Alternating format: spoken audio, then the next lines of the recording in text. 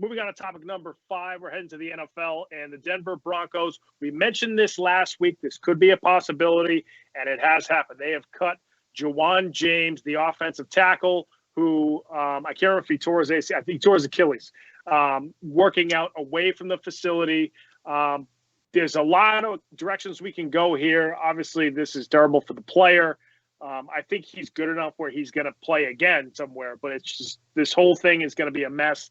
He already filed a grievance, I believe. His agent, his lawyer are getting involved. This is going to be messy with the Denver Broncos, and it's not just him. They did the same thing to a wide receiver who worked away from the facility and got hurt. They cut him as well. So this is going to be a big Denver Broncos mess that's really going to – the players' union is going to get very involved in this, Brandon.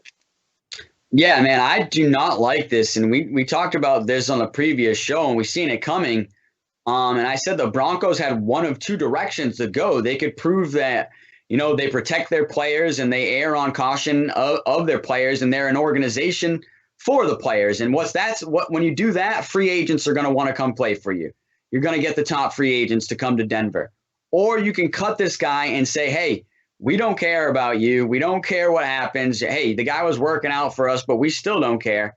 So now, guess what? If I'm a free agent, I would not want to go to Denver unless you're giving me a record contract to go there. That's guaranteed. Okay? Guaranteed money. Because what happens with guaranteed money is if I get hurt, I'm still guaranteed to get it. So it's really one of those things where I think if I'm a player going forward, I'm making sure that I get the leverage in my contract with the Denver Broncos, especially if I'm a superstar. And then it's one of those things where, if I have the choice, I'm probably not going to Denver. I'll go somewhere else, to be honest. And it's one of those things, like I said, I do not like this. I understand completely why he's filing the grievance. He's trying to get $10 million of his contract. And I think that's only chump change. I think he was guaranteed, like $23 million this year or something like that. So it's like only getting $10 million of that is crazy. And what I don't like about it is even more is they're designating it as a non-football injury. The guy was working out for football, for the football team to play football. How is that a non-football injury? You know what I mean? That's what disappoints me the most about this is it feels like it's cutting the players out and having a gray area where they can, like I said, cut the players out and not have to guarantee them anything. And once again, I think this is something that has to go through the players union and they have to push it hard, kind of like they did with the CTE and getting additional research and getting additional medical help for retired players. This is the same thing. They have to step up and make a stand here because other teams will start doing this left and right. Yeah, I think that in this, I hate the idea of this. I hate that the Broncos did this. They had their reasons. They were about the salary cap. I think the $10 million is the guaranteed money. And I think 23 was his full salary for the year. I forget the actual numbers, but the $10 million, that's what he's going after is the guaranteed money. So I think they're pulling the guaranteed money because he got hurt working out away from the facility. I think that's where this is a massive issue, especially with the players union. But you know what? I blame the players union.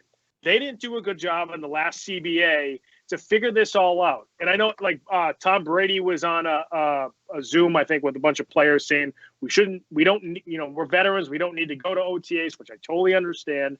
But then when you don't go to OTAs and work on the facility, this is the risk that you take. Now, this is a unique year because we're in a pandemic. Things are starting to open back up, which is great.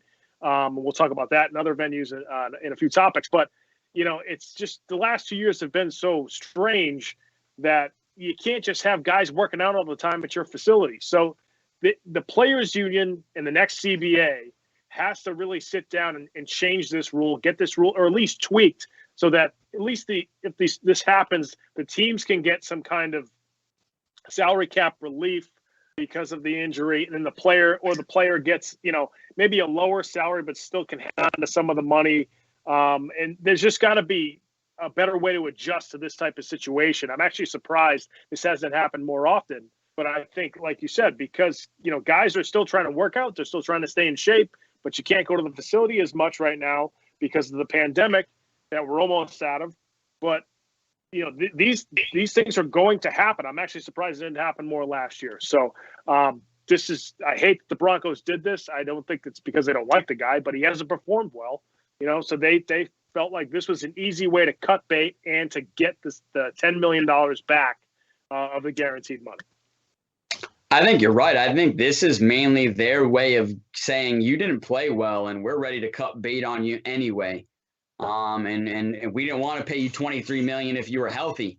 And so they're trying to escape out of that contract. But I think it's one of those things where, hey, you signed the contract, you're going to have to abide by, especially the guaranteed money. I think we wouldn't even have to be getting into this whole arbitration if they just paid him his guaranteed money and at least took that hit and moved on. But they're not even willing to do that. And so that's where, like you said, it makes it a very messy situation.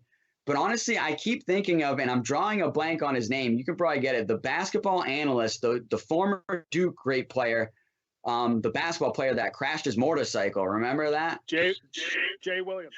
Jay Williams. When Jay Williams, okay, and Jay Williams crashed his motorcycle, changed his whole career, okay, I get it. But this isn't a situation that's like that, okay? He wasn't out racing motorcycles. He wasn't jumping out of a plane. He wasn't like Tom Brady jumping off a waterfall. The guy was working out. He was working out with a private trainer and a personal coach to get better at his job, which is playing football. And so I just do not like this situation. And I hope you're right. I hope the Players Union can ratify this and fix it. And I hope the NFL can come in and they can just come to agreement to fix this. And like you said, if not, then in the next CBA, it has to be fixed. Because I just think there's such a gray area where the teams are really taking advantage of right now, and I don't like it.